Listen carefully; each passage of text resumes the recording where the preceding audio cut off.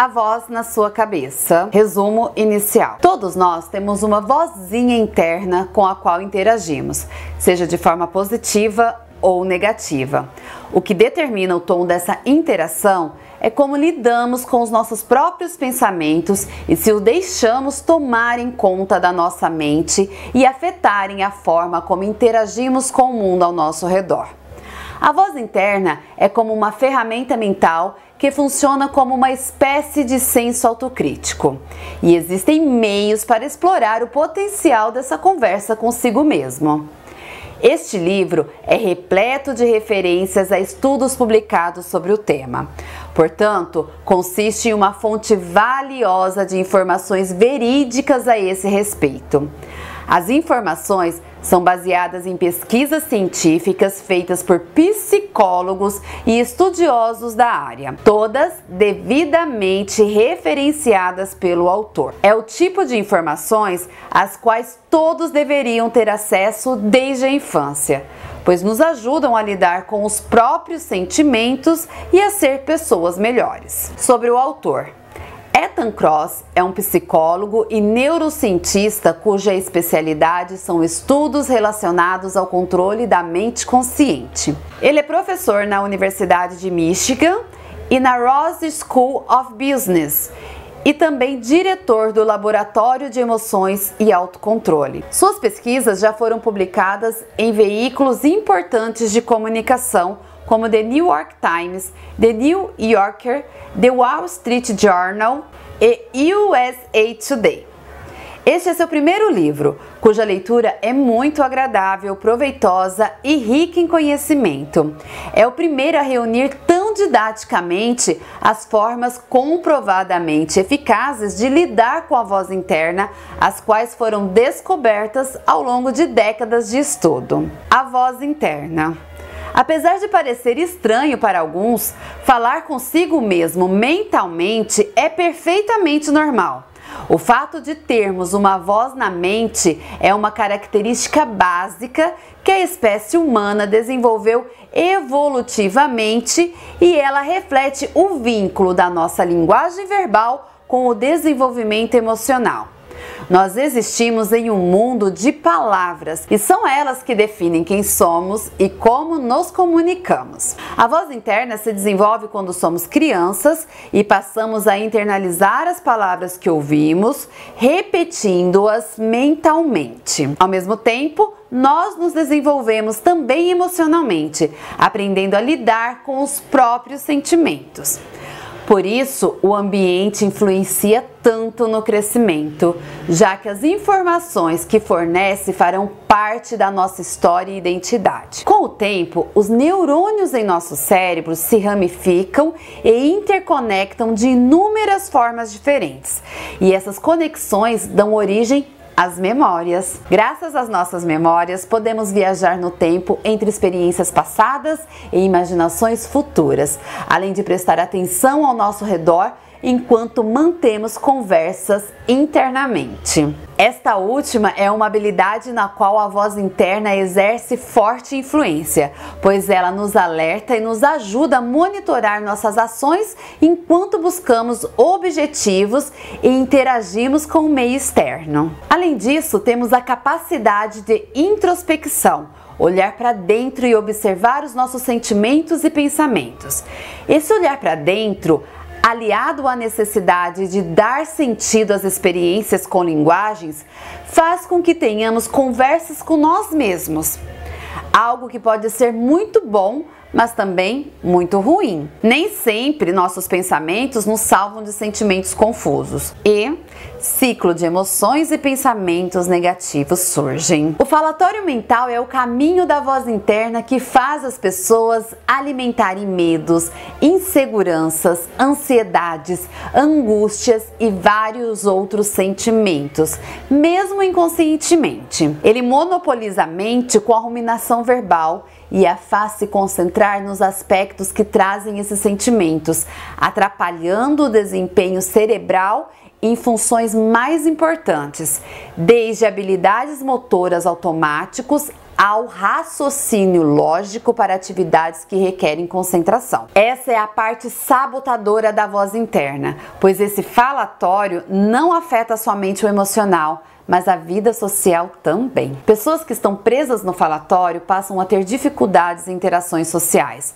pois tendem a falar demais dos problemas e até ficar agressivas por reviver constantemente situações negativas na mente. Isso acaba afastando as pessoas do seu convívio e pode levar ao isolamento e à solidão. Outro aspecto importante relacionado ao falatório é que o uso das redes sociais pode intensificá-lo ainda mais, bem como suas consequências. No mundo virtual, todos podem expressar tudo o que sentem e pensam no momento em que estão sentindo e pensando, sem dar tempo para refletir. No mundo virtual também não há características físicas da interação social, como expressões e gestos que provocam empatia. Por isso é muito fácil perder a razão quanto ao que vemos e compartilhamos nessas redes. Além do impacto na vida social, o falatório também pode afetar a própria saúde, pois pensamentos negativos descontrolados podem desencadear respostas fisiológicas de estresse no corpo e uma série de complicações com potencial de causar doenças. A voz interna a seu favor. Apesar dos efeitos nocivos da voz interna, podemos nos beneficiar dela muito mais do que nos prejudicar. O falatório mental nos faz perder a perspectiva do mundo ao ampliar um ou mais problemas específicos. Entretanto, nós podemos diminuir esse zoom usando nossos próprios pensamentos para aumentar o distanciamento psicológico, o que permite ver por outras perspectivas. O distanciamento está relacionado à sabedoria, que é cientificamente descrita como usar a mente para raciocinar construtivamente sobre um determinado conjunto de problemas, os que envolvem incerteza. Isso significa adotar uma abordagem ampla do problema, considerando limites pessoais, diferentes contextos envolvidos, reconhecimento de ponto de vista do outro e a conciliação das perspectivas opostas sobre a mesma situação. A direção de determinada situação pode mudar a partir de como reagimos a ela, pois, em geral, temos duas opções: considerá-la como uma ameaça ou como um desafio. A sensação de ameaça vem quando não nos consideramos capazes de resolver ou lidar com a situação, gerando estresse. Entretanto, o desafio é quando nos consideramos capazes de lidar com ela e isso nos torna um obstáculo a ser superado. A visão de experiências como desafio faz parte do distanciamento e tem o poder de afetar o tom da nossa voz interna. Conseguir se distanciar requer o cuidado de olhar para si mesmo e depois trabalhar com esse olhar de diferentes formas. Para isso, existem algumas técnicas. A primeira delas é tentar ver a si mesmo de longe, como se fosse outra pessoa te vendo ou, como o próprio autor fala, uma mosca na parede. A ideia é se desvincular dos sentimentos e pensamentos negativos que aquela situação lhe causa, o que permite vê-la por outra perspectiva e entendê-la melhor. O distanciamento temporal é outra alternativa, pois considerar sua história e futuro ajuda a ter uma melhor compreensão de que a vida segue um fluxo e que as circunstâncias mudam. Isso pode ser aliviador em casos de experiências negativas. Aliado a isso, é possível adotar o uso de diários, pois para algumas pessoas a escrita é uma excelente forma de se expressar. Registros diários ajudam nessa concepção de passagem do tempo e superação de obstáculos que ficam para trás. Algo que muitos de nós fazemos, por vezes sem perceber, é falar com nós mesmos como se fosse outra pessoa. Você diz o seu nome e em seguida algo como: no que você estava pensando? Por incrível que pareça, essa também é uma técnica de distanciamento, pois o simples fato de trocar o uso de pronomes pessoais como eu e meu para você ou ele e ela ao se referir a si mesmo, já ajuda a não trazer à tona os pensamentos negativos e enxergar a situação de outra forma. Por falar em você, há também a abordagem do você universal, aquele ao qual nos referimos para as experiências que todos passam na vida e que de certa forma são normais, mesmo sendo desagradáveis. É outra forma de causar distanciamento a partir de um consolo psicológico, pois percebemos que não estamos sozinhos. Se as pessoas que passaram pela mesma situação conseguiram superar, nós conseguiremos também. Influências externas na redução do falatório. É muito comum precisar desabafar com outras pessoas e ser ouvinte quando elas precisam fazer o mesmo. É de fato uma interação com muito potencial de aliviar as tensões e mudar perspectivas, desde que não seja repleto de conselhos vazios ou repetições inúteis do problema.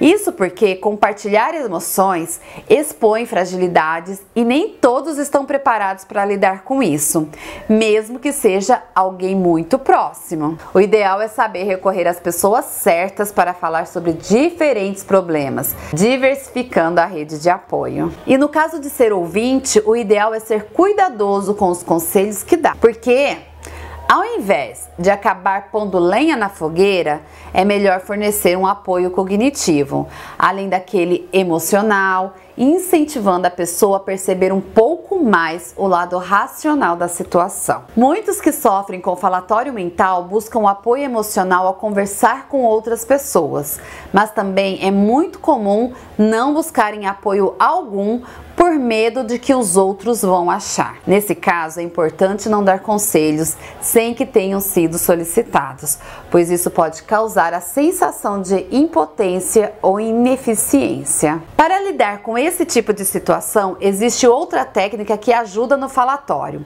o apoio invisível. Ele significa apoiar os outros sem fazê-los se sentir mal por não terem os recursos para passar pela situação por conta própria. É aquele conselho falado de forma mais genérica, sem que seja direcionado à pessoa, ou mesmo pequenos atos de serviços que melhorem o ambiente de trabalho ou de estudo no qual ela está. Outra forma bem sutil de ajudar a reduzir o falatório é o toque.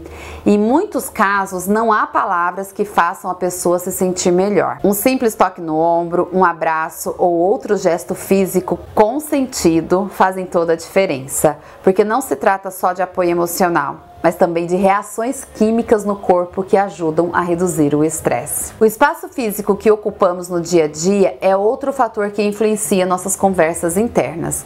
Para conseguir praticar algumas das técnicas de distanciamento abordadas anteriormente, é necessário se concentrar. E se isso por si só já é difícil, se torna muito mais se o ambiente não colabora. Isso inclui tanto a organização e harmonia em ambientes internos, como casa e escritório, quanto a composição do ambiente externo, a rua, o bairro ou a cidade. Dito isso, uma excelente fonte de redução do falatório, em especial para quem vive em grandes cidades, é o contato com a natureza, seja ele direto ou mesmo por fotos, sons ou vídeos. O importante é trazer aspectos naturais para perto, porque sem dúvida eles trazem benefícios à saúde física e mental. Além da natureza, ir ao cinema, espetáculos, museus ou mesmo contemplar as belezas da vida também são coisas que nos ajudam a controlar a voz interna. Por fim, existe outra influência externa menos óbvia, mas que, para muitas pessoas, é extremamente eficaz no controle do falatório: a adoção de símbolos ou objetos de magia. Placebos como amuletos, rituais, substâncias ou objetos aos quais se tem apego podem influenciar a mente e a saúde física graças ao efeito da convicção no cérebro. Apenas confiar no efeito de um placebo já é suficiente para ativar vias neurais relacionadas a esse efeito, o que de fato o leva a acontecer. Resumo final: Nós temos uma verdadeira caixa de ferramenta em nosso cérebro que nos ajuda a equilibrar pensamentos negativos e positivos em busca de uma forma mais construtiva de ver as coisas. A questão é que podemos trabalhar os pensamentos internamente e também com os estímulos e influências externas para mudarmos a maneira como pensamos e nos relacionamos com nós mesmos e com as pessoas ao nosso redor. É importante que cada um identifique ou busque entender qual técnica é melhor para si mesmo. Uma coisa é certa, todos nós passamos por dificuldades psicológicas, de criança a idosos. Então, termos orientação para lidar melhor com os próprios sentimentos e pensamentos é um dos melhores ensinamentos que podemos ter na vida. Eu espero ter ajudado e peço que, em contrapartida, você se inscreva no canal, dá um joinha, comenta, envie esse vídeo para quem também gosta de ouvir livros ao invés de ler. E até o próximo resumo, gente!